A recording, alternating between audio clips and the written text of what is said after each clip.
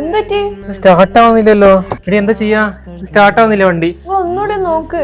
കാര്യമില്ലടി, battery full down ആയി തോന്നുന്നു. ഇനിയിപ്പൊ എന്താ ചെയ്യാ? നമ്മളെപ്പുറം വരാന്ന് വിചാരിച്ചിട്ട് ഉമ്മയും വാപ്പയൊക്കെ അവിടെ മാറ്റി കാത്തിക്കല്ലേ.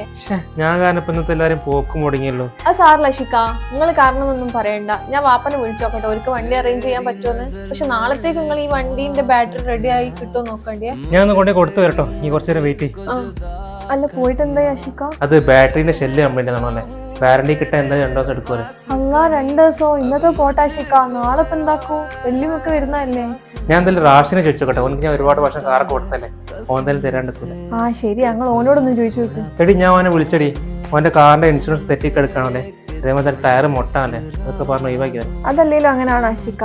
നമുക്കൊരാവശ്യം വരുന്ന സമയത്ത് നമ്മളെ കൂടെ ആരും ഉണ്ടാവില്ല. അത് നമ്മൾ അങ്ങോട്ട് സഹായിച്ചവരാണെങ്കിലും നമ്മളൊന്നും പ്രതീക്ഷിച്ച് ആരെയും സഹായിക്കാൻ നിൽക്കരുത്. നമുക്ക് ആരെയും സ്വഭാവം മനസ്സിലാവില്ല. ഓൻ ഇന്നലെ കൂടി കാർ പോകുന്ന ഞാൻ കണ്ടിട്ടുള്ളൂ.